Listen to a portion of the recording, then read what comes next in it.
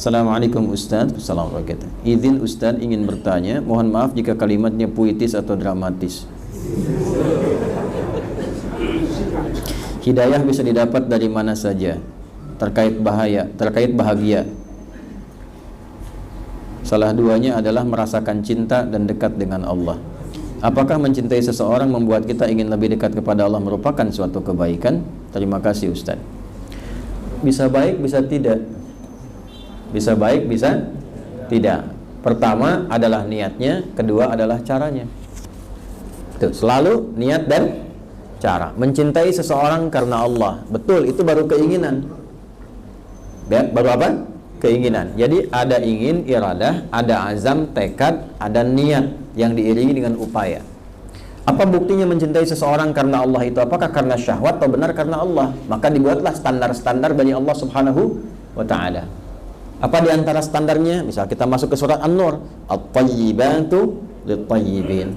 Orang-orang yang benar-benar baik itu, maka cintanya akan diarahkan kepada yang baik-baik yang Allah ridhai. Alhamdulillah. Apa di antara tanda-tandanya? Maka masuk ke cara. Dari hatinya tidak muncul gambaran-gambaran maksiat. Objek yang dicintainya memang fokus kepada benar-benar yang diperkenankan oleh Allah untuk dicintai, bukan karena tujuan-tujuan yang lain. Misal, mohon maaf sekali, mohon maaf. Ada fulan, ada fulana.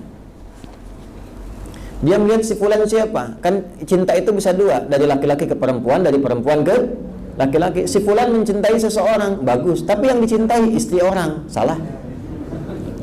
Jelas? Maka lihat objeknya. Nggak mungkin seorang laki-laki kemudian mengatakan aku mencintai dia karena Allah, tapi istri orang. Itu mustahil. Ya, ketika cinta dilakukan karena Allah, maka hukum Allah berlaku. Dia siapa? Istri orang. Astagfirullah. Nggak boleh, bukan. Salah itu. Ya, maka diarahkan lagi kepada hukum yang dibenarkan oleh Allah Subhanahu wa ta'ala. Apa yang boleh? Oh iya, ini yang single misalnya. Ini yang pernah jadi istri orang, statusnya sudah masa iddah, selesai. Ya, dan dia tidak tunggu-tunggu. Ya Allah, pisahkan dia. Ya Allah, pisah tidak. Ya, itu sudah salah. Salah, hati-hati. Setan itu modusnya banyak. Sama juga dengan begitu, perempuan cinta pada seseorang, cuman suami orang. Hati-hati. Ya, dan bab poligami pada dia misalnya belum masuk. Maka jangan dipaksa-paksa untuk poligami. Bisa-bisa dia menikah dengan perempuan itu, pisah dengan yang lainnya. Nanti satu waktu kita belajar fikih poligami. Ya, poligami itu bukan untuk diinginkan. Ya, tapi juga jangan disimpulkan untuk dipraktekkan, bukan. Ya, nanti ada babnya sendiri, Karena itu bertakwalah kepada Allah Subhanahu wa taala. Menginginkan seseorang untuk menjadi bagian dari pasangan boleh, tapi hukum Allah diterapkan. Bagaimana caranya? Pelajari fikihnya, masuk Quran surah 49 ayat 13.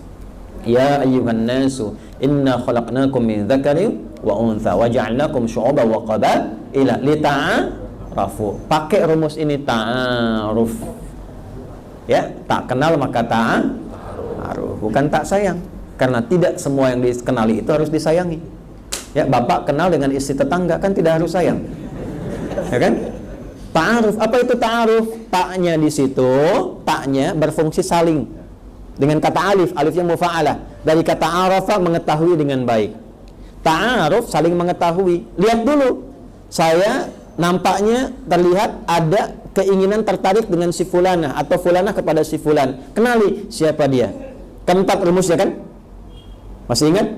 Tunkahul mar'atu li arba'in. Kalau pengen menikahi perempuan atau perempuan ke laki-laki karena 4 hal. Satu, apa satu? Kita tempatkan nasab dulu, li nasabiha. Latar belakangnya siapa dia? Anak siapa? Dari mana? Ya kan? Untuk ditentukan jangan-jangan satu nasab. Ya, jangan-jangan sosok yang nggak boleh kemudian dinikahi seperti yang tadi kita sampaikan. Ya, maka setelah ketahuan nasabnya, aman nasabnya. Yang kedua apa? Lima liha. Kadar kemampuan ya dari harta benda, dibutuhkan apa untuk menikahi itu. Makanya nanti turun Quran surah keempat ayat keempat. Wa atun nisa shadaqatihinna nihlah. Cek untuk menikah itu, untuk lamaran butuh apa? Apa kebiasaan di tempat dia? Ya. Kemudian dari situ ada mahrul misli, mahar yang standar di tempatnya. Berapa yang dibutuhkan untuk pernikahan? Nggak harus terlalu mewah, yang penting akan terpenuhi. Kemewahan disiapkan untuk setelah berumah tangga. Yang ketiga apa? Li jamaliha. Ya, itu standarnya relatif karena kecantikannya atau kegantengannya. Nah, cantik yang dimaksudkan di sini tafsir lagi di hadis lain. Bukan secara fisikal saja. Betul, fisikal nanti terkadang terkait dengan keturunan. Tapi ada hadis lain nanti yang menafsirkan ketika dipandang merasa tenang. Jelas? Membuat kenyamanan. Ya, ada memang wajahnya secara fisik cantiknya luar biasa 100%. Cuman cerewetnya 1000%. Misal.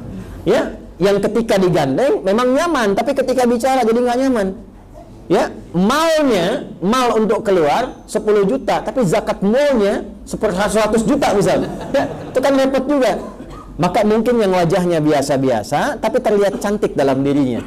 Kalau menatap tenang hati, kalau bicara damai jiwa. Makanya sering orang mengatakan cantik itu relatif, bergantung keadaan dirinya. Istri Anda cantik bagi Anda. Ya, istri orang lain cantik bagi orang lain, jangan ditukar. Istri orang cantik bagi Anda, istri Anda cantik bagi orang, itu fatal. Ya, setan itu pintar, biasanya setelah menikah seperti itu. Awal sebelum menikah pasangan Anda paling cantik, setelah menikah istri orang jadi lebih cantik. Itu setan itu. Ya, yang keempat lidiniha. Yang keempat itu agamanya. Jadikan ukuran. Jadikan apa? Ukuran. Fadfar bidzatid dini taribat yadak. Jaga yang agama itu, kalau benar agamanya, itu akan beruntung dalam pernikahannya. Jadi, tetapkan pada yang keempat. Maka kalau Anda bertanya seperti ini, ukur yang keempat itu setelah memastikan yang 3. Jadi 4 jadi prioritas. Walaupun dia cantik, walaupun dia ganteng, tapi jauh dari agama, itu nomor sekian. Supaya dia baik dulu agamanya. Walaupun nasabnya bagus, anak orang kaya, punya kedudukan, tapi agamanya jelek, jangan titipkan anak Anda pada yang demikian. Karena celakanya itu panjang. Ya, ada seorang imam, sahabat Nabi, namanya Abu Darda radhiyallahu taala anhu. Itu punya anak cantiknya luar biasa. Jadi rebutan, sampai rebutan para amir-amir. Kalau kita sekarang para gubernur dan sebagainya. Ada anak seorang pejabat, pejabatnya kaya, punya kedudukan tinggi dan seterusnya, melamar. Anaknya ganteng. Saya tanya ibu deh, Bu, ibu kedatangan anak seorang tokoh, anaknya ganteng, orangnya kaya, segala macam aset ada, datang ke rumah ibu, melamar anak ibu. Diterima tidak? Masya Allah.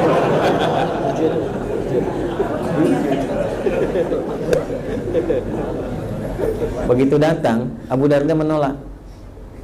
Dan anaknya juga menolak. Padahal kurang apa lagi dunianya? Sempurna. Kalau untuk ukuran kesempurnaan manusia. Apa alasannya? Aku khawatir karena kesibukan anak Anda itu mengurangi atau bahkan menghilangkan kebiasaan sholat malam anakku yang memang sudah terbiasa aku didik selama hidupnya. Takut kehilangan amalannya. Karena ini orang dengan Quran jauh, sholatnya jarang-jarang, kebawa. Sifat perempuan kan nanti berkhidmat pada suami. Khawatirnya ketika sibuk bahkan hilang kemudian kebiasaan amal solehnya. Harusnya bisa saling menyempurnakan di situ. Dan perempuan biasanya jarang memberikan pengaruh yang kuat, lebih banyak terbawa. Jadi jangan sampai perempuan sebelum nikah berjilbab, setelah menikah kebawa hilang jilbabnya. Sebelum menikah ahli Quran, setelah menikah hilang Qurannya. Maka standar yang pertama, walaupun 3-nya bagus, tetap agamanya. Kalau keempat-empatnya ada, wah itu luar biasa, walaupun jarang semua itu bisa terjadi. Jelas ya? Baik, jadi mencintai itu boleh sepanjang hukum memperbolehkan dalam kebolehannya. Maaf kalau jawabannya sangat puitis.